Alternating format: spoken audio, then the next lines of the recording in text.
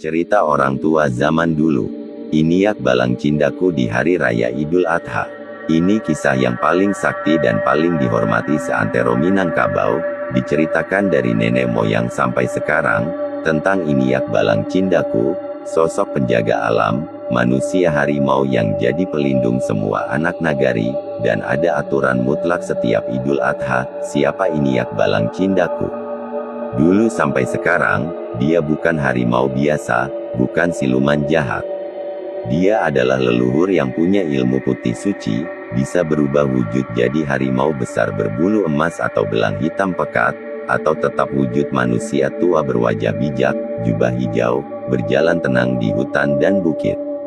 Dia penjaga hutan, penjaga sumber air, penjaga jalan, dan penjaga seluruh warga Minang, baik yang di kampung maupun yang merantau.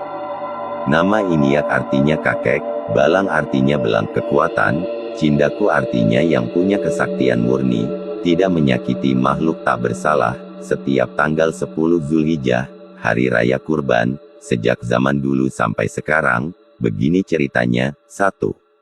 Saat ibadah dan upacara suci pagi hari, saat warga berkumpul salat Id di tanah lapang, saat hewan kurban disembelih dan darahnya mengalir, Iniak Balang Cindaku beserta seluruh pengikutnya penjaga hutan, penjaga air, arwah leluhur sedang berkumpul di tempat-tempat keramat, di dasar Danau Singkarak Maninjau, di puncak Merapi Singgalang, di gua-gua tua, di pinggir hutan lebat.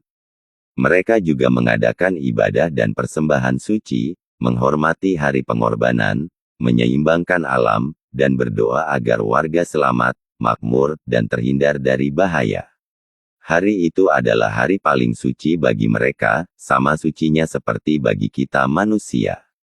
2. Apa yang dilarang? Pantangan mutlak dari zaman ke zaman, pesan ini tidak berubah, dilarang masuk ke hutan dalam, mendaki gunung, mendekati danau, sungai besar, atau lewat jalan setapak sepi dari pagi sampai malam hari Idul Adha.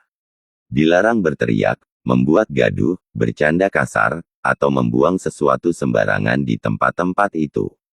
Dilarang mengambil apapun, kayu, daun, buah, batu, hari itu semua milik mereka yang sedang beribadah. Kalau dilanggar, begini yang terjadi. Banyak saksi dari dulu sampai sekarang ada yang berniat mencari kayu bakar di hutan, tiba-tiba kabut turun tebal, jalan hilang, berputar-putar berjam-jam padahal hafal jalan. Ditemukan kembali sudah sore, wajah pucat, kaku, tidak bisa bicara, ada anak muda yang mengejek cerita ini, pergi ke pinggir danau. Tiba-tiba air bergelombang besar padahal tak ada angin, terdengar suara auman berat tapi bukan harimau biasa, dan dia jatuh sakit demam tinggi berhari-hari, baru sembuh setelah didoakan tetua adat. Banyak yang melihat, di kejauhan, ada bayangan harimau besar berjalan pelan, tidak menyerang, cuma menatap tajam. Itu peringatan Iniak Balang, hari ini kami sedang beribadah, hormatilah kami seperti kami hormati kalian. Cerita ini bukan sekadar menakut-nakuti. Intinya, alam punya penghuni, leluhur punya aturan. Di hari suci, kita sama-sama beribadah, saling menghormati batas. Jangan serakah, jangan sembarangan, jaga alam seperti menjaga diri sendiri. Sampai sekarang, setiap Idul Adha, jalan-jalan ke hutan, pinggir danau, atau kaki gunung sepi sunyi. Semua orang tahu, Iniak Balang Cindaku sedang berpatroli dan berdoa, jangan ganggu ketenangannya.